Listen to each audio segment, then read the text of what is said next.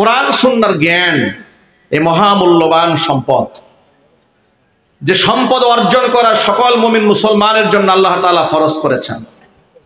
নবী করিম সাল্লাল্লাহু আলাইহি সাল্লাম বলেছেন, তালাবুল ইলমি ফরিদাতুন আলা কুল্লি মুসলিমিন ওয়া মুসলিমা। প্রত্যেকটা মুসলিম নরনারীর জন্য পর্যাপ্ত পরিমাণ দ্বীনের ইলম শিক্ষা করা ফরজ। দ্বীনের ইলম যদি না থাকে তাহলে ঈমানও ঠিক থাকবে না, আমলও ঠিক থাকবে না। কথা বলেন ঠিক কিনা বলেন? ইলম যদি না থাকে ঈমান ঠিক থাকবে, আমল ঠিক থাকবে। এই জন্য আল্লাহ রাব্বুল আলামিন নবী করিম সাল্লাল্লাহু আলাইহি ওয়াসাল্লামের উপর নাজিলকৃত প্রথম হুকুম ইকরা, আপনি পড়ুন। সুবহানাল্লাহ পড়েন। এটা হচ্ছে প্রথম হুকুম, আপনি পড়ুন ইকরা। আল্লাহর নবী সাল্লাল্লাহু আলাইহি ওয়াসাল্লাম জবাব দিয়ে বললেন, মা আনা বিকারিন। জিবরাইল এসেছেন হেরা গুহায়। জিবরাইল আলাইহিস সালাতু ওয়াস সালাম আল্লাহ রাসূলকে বলছেন ইকরা, আপনি পড়ুন। নবী জবাব দিয়ে বলছেন, মা আনা বিকারিন, আমি তো পড়তে জানি না। রাসূল পাক সাল্লাল্লাহু আলাইহি ওয়াসাল্লাম পড়তেও জানতেন না, লিখতেও জানতেন না। কারণ এই পৃথিবীতে আল্লাহর নবী সাল্লাল্লাহু আলাইহি ওয়াসাল্লাম কারো ছাত্রত্ব বরণ করেননি।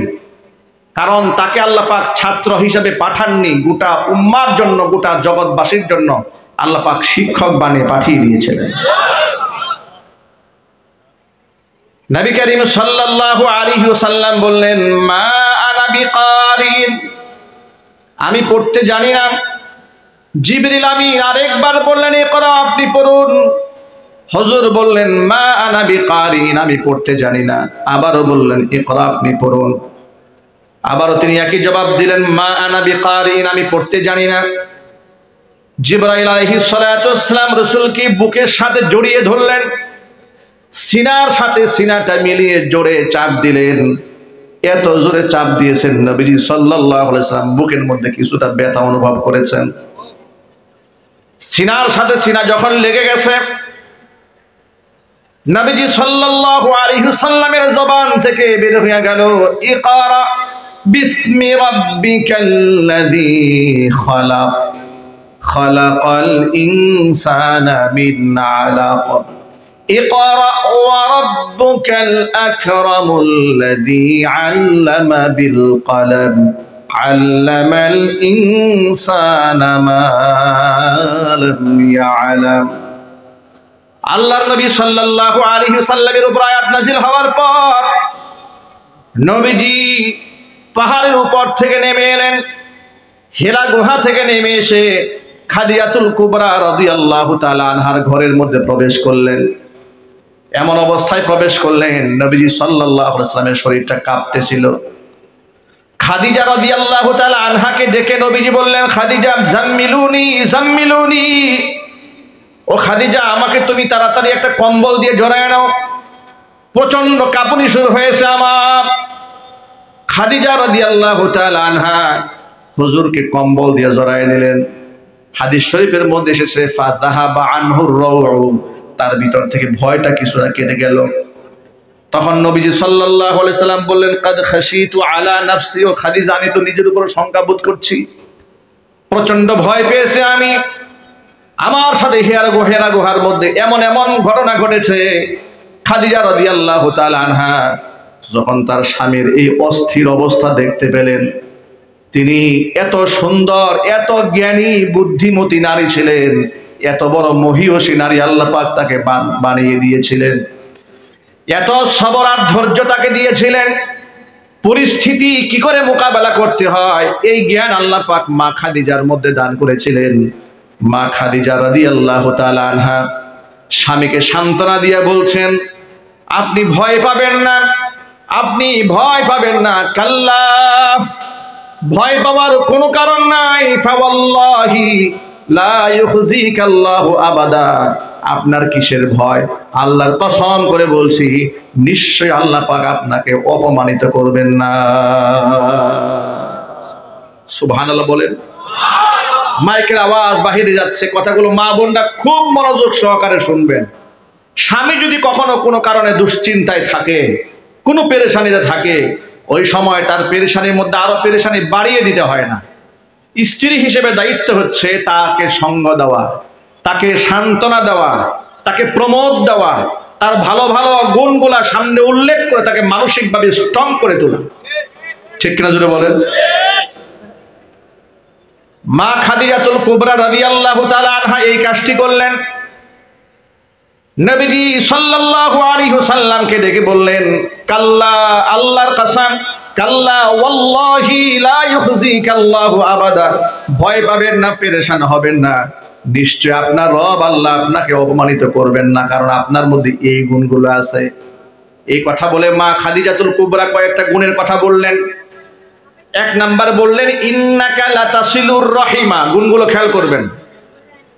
এই কথাগুলো যখন মা খাদিজাতুল কুবরা তার স্বামী নবী করিম সাল্লাল্লাহু আলাইহি ওয়াসাল্লামকে বলছেন, তখনও মা খাদিজা জানেন না যে তার স্বামীকে আল্লাহ পাক নবুয়তের নিয়ামতে ধন্য করে সম্মানিত করেছেন।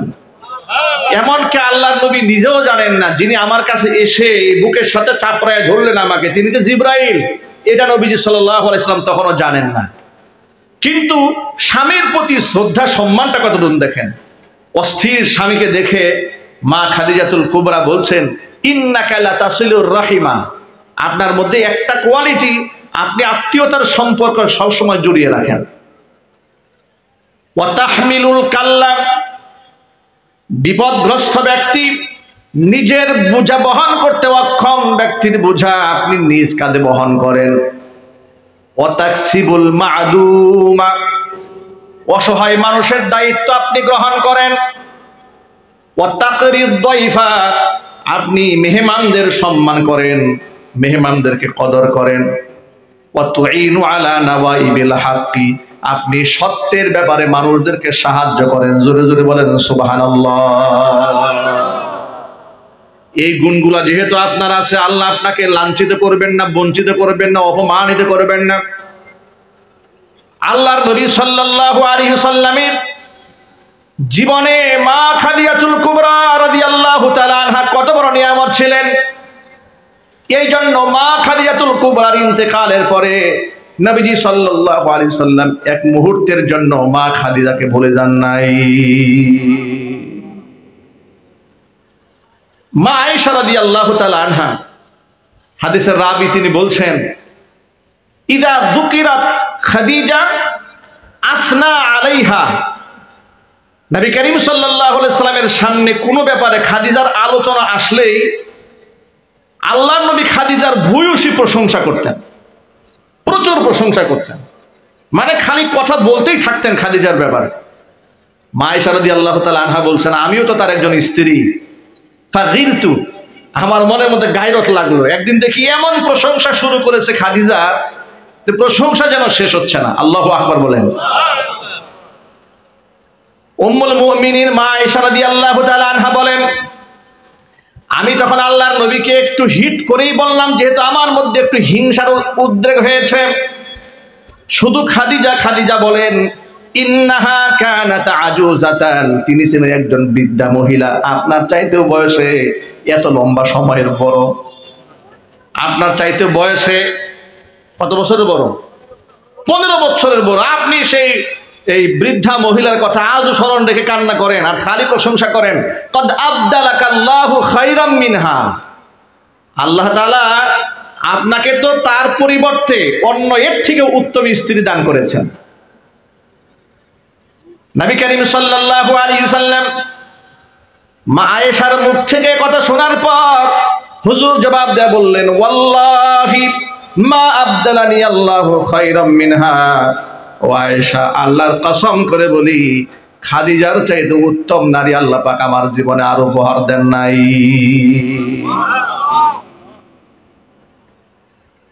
খাদিজার ব্যাপারে আল্লাহর নবী বর্ণনা করতে গিয়ে বলেন, কদ আমানাত বি ইয কাফারা বিয়ান নাস, সমাজের মানুষরা যখন আমাকে অস্বীকার করেছে, সমাজের মানুষরা যখন আমাকে অস্বীকার করেছে, ওই সময় খাদিজা আমার উপর ঈমান এনেছে। ওয়াসাদ্দাকাতনি, আমাকে সত্যায়ন করেছে। ইয কাযযাবানিয়ান নাস, মানুষ যখন আমাকে মিথ্যাবাদী বলেছে, ঠিক ওই কঠিন মুহূর্তে খাদিজা আমাকে সত্যবাদী বলেছে। ওয়াসাতনি ইদ হারামানি আন্নাস, মানুষ যখন তার সম্পদ থেকে, তাদের সম্পদ থেকে আমাকে বিমুখ করেছে, তখন খাদিজা তার সম্পদ দিয়ে আমাকে সাহায্য করেছে। জোরে জোরে বলেন সুবহানাল্লাহ। এমনকি আল্লাহ নবী বলেন খাদিজার গর্ভে আল্লাহ তাআলা আমাকে সন্তান দান করেছেন, অথচ অন্য কোন স্ত্রীর গর্ভে আল্লাহ পাক আমাকে সন্তান দেন নাই। জোরে জোরে বলেন সুবহানাল্লাহ। উম্মুল মুমিনিন, এই ইমানদারদের মা, তামাম পৃথিবীর সকল ইমানদারদের মা, মা খাদিজাতুল কুবরা রাদিয়াল্লাহু তাআলা আনহার ব্যাপারে নবীজি সাল্লাল্লাহু আলাইহি ওয়াসাল্লাম বলেছেন, এই পৃথিবীতে যত রমণী আছে, যত নারী আছে, সমস্ত নারীদের মধ্যে জান্নাতের 4 জন নারী সর্বাধিক সম্মানিত হবে। এর মধ্যে 1 নাম্বার হচ্ছে খাদিজা বিনতে খুয়াইলিদ। খাদিজা রাদিয়াল্লাহু তাআলা আনহা সম্মানিত হবেন, জান্নাতি। আরেকজন হচ্ছেন ফাতিমাতুজ জাহরা রাদিয়াল্লাহু তাআলা আনহা, জান্নাতে সম্মানিত হবেন। আরেকজন হচ্ছে হযরত মারিয়াম আলাইহাস সালাতু ওয়াস সালাম। আরেকজন হচ্ছে ফিরাউনের স্ত্রী আসিয়া আলাইহাস সালাতু ওয়াস সালাম। এই যে খাদিজাতুল কুবরা রাদিয়াল্লাহু তাআলা আনহা জান্নাতের সমস্ত রমণীদের মধ্যে এত মর্যাদার পাত্রী হবেন, এর পেছনে কারণটাকে আল্লাহ নবী তো নিজেই ব্যাখ্যা করলেন যে খাদিজা আমাকে সম্পদ দিয়ে সহযোগিতা করেছে, খাদিজা আমাকে সান্ত্বনা দিয়েছে। মানুষ যখন আমাকে মিথ্যাবাদী বলেছে, আমার খাদিজা আমাকে সত্যবাদী বলেছে। এমনকি খাদিজার গর্ভে আল্লাহ পাক আমাকে সন্তান দান করেছেন, অন্য স্ত্রীর গর্ভে আল্লাহ আমাকে সন্তান দেন নাই। জোরে করেন সুবহানাল্লাহ। ভাইরা আমার, মা খাদিজাতুল কুবরার সম্মান সীমাহীন। উম্মুল মুমিনিন মা আয়েশা রাদিয়াল্লাহু তাআলা আনহা থেকে বর্ণিত, তিনি বলেন আল্লাহর নবী সাল্লাল্লাহু আলাইহি ওয়াসাল্লামের শান মান এত বেশি ছিল, একদিন মা আয়েশা বলছেন যে আমি ঘরের মধ্যে বসে আছি, এমন সময় বাহির থেকে একটা নারীর কণ্ঠের আওয়াজ শোনা গেল। কণ্ঠের আওয়াজটা শুনতে খাদিজাতুল কুবরার মতো। নবী করিম সাল্লাল্লাহু আলাইহি ওয়াসাল্লাম বিছানা থেকে লাফ দিয়ে উঠে দরজাটা খুলে দিলেন। জোরে বলেন আল্লাহু আকবার। মানে কত মুহাব্বত খাদিজার প্রতি নবীজি সাল্লাল্লাহু আলাইহি ওয়াসাল্লামের, কত মুহাব্বত ছিল। আল্লাহর কাছে রাসূল দোয়া করতেন, হে আল্লাহ, দুনিয়ার এই ছোট্ট ছোট্ট জীবন থেকে আমি খাদিজাকে হারিয়ে ফেলেছি, কিয়ামতের কঠিন ময়দানে আমি যেন আমার খাদিজাকে না হারায় যাই।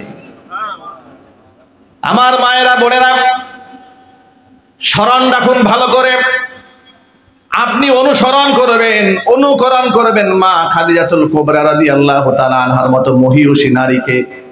আপনি অনুসরণ করবেন উম্মুল মুমিনিন মা আয়েশা সিদ্দিকা রাদিয়াল্লাহু তাআলা আনহার মতো রমণীকে। আপনি অনুসরণ করবেন মা আসিয়ার মতো সম্মানিতা মহিয়সী নারীদেরকে। আপনি অনুসরণ করবেন হযরত মারিয়াম আলাইহাস সালাতু ওয়াস সালামের মতো মহিয়সী নারীদেরকে। সেটা না করে বর্তমান আমার মুসলিম মায়েরা, বোনেরা সিনেমার নায়িকাদেরকে ফলো করে, গায়িকাদেরকে ফলো করে, তাদের পোশাকের মতো পোশাক পরতে চায়, তাদের আমলের মতো আমল করতে চায়। ইউটিউব ফেসবুকের জামানায় এসে নোংরাম বেহায়াপনা গোটা সমাজের মধ্যে অশ্লীলতা ফেসবুকের মধ্যে ছড়ায় দেয়। এরকম নারী সমাজের মধ্যে আছে না? না, আল্লাহ পাক যেন আমার মা বোনদেরকে হেফাজত করেন। যদি বলেন আমিন। আবু হুরায়রা রাদিয়াল্লাহু তাআলা আনহু এই পৃথিবীর মধ্যে সর্বাধিক হাদিস বর্ণনাকারী সাহাবী, বিখ্যাত সাহাবী। 5374টা হাদিস একা বর্ণনা করেছেন। একটু সুবহানাল্লাহ বলতে পারেন না আপনারা?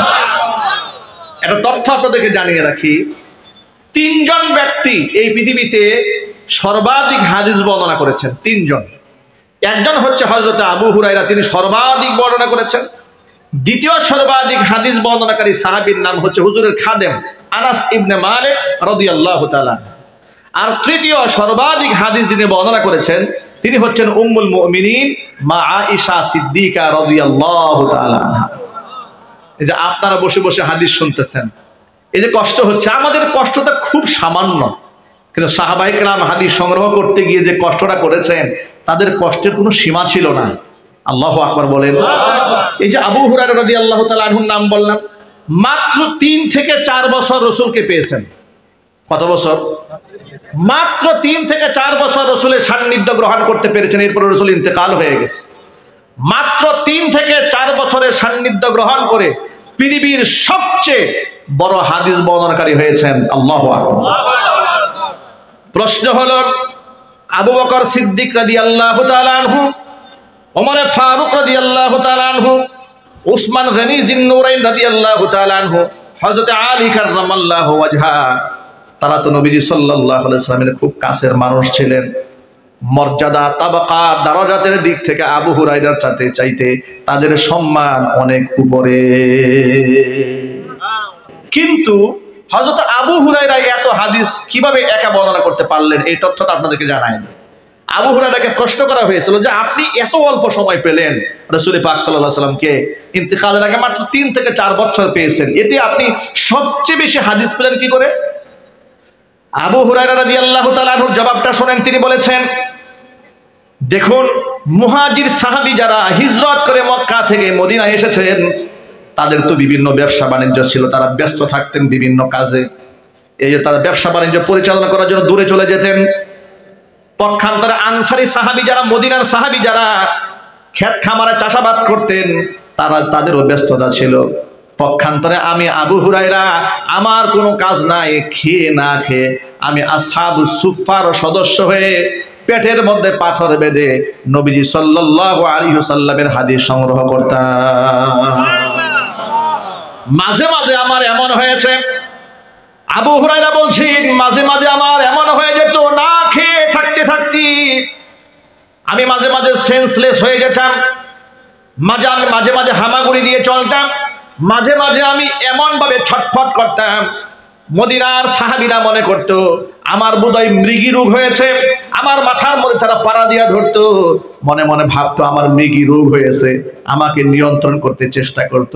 আল্লাহর কসম করে বলি, মৃগী রোগ আমারও ছিল না, ক্ষুধার যন্ত্রণা আমি পাগলের মতো ছটফট করতাম। এইভাবে খেয়ে না খেয়ে কষ্ট করে আমি রাসূলের হাদিসকে সংগ্রহ করেছি। ভাইরা, সেই সাহাবীরা কত কষ্ট করে হাদিস নিয়েছেন, আর আমরা এত আরামে হাদিস নেই। মনে রাখবেন, এই হাদিস গ্রহণ করা যেমন বড় নিয়ামত, হাদিস প্রচার করা অনেক বড় সওয়াবের কাজ, কিন্তু হাদিস বর্ণনা করার ক্ষেত্রে অনেক সাবধানতা অবলম্বন করতে হবে। মন গড়া হাদিস বলা যাবে না, মন গড়া আল্লাহর কোরআনের তাফসীর করা যাবে না। কারণ কেন করা যাবে না শোনেন, কোরআনের আয়াত তো ওহী আল্লাহর পক্ষ থেকে, আল্লাহর নবীর জীবনের সমস্ত হাদিস যেটা রাসূল সাল্লাল্লাহু আলাইহি ওয়াসাল্লাম নিজে বলেছেন কিংবা করেছেন, এগুলা সব আল্লাহর সিদ্ধান্তেই করেছেন। ঠিক কিনা বলেন? এখন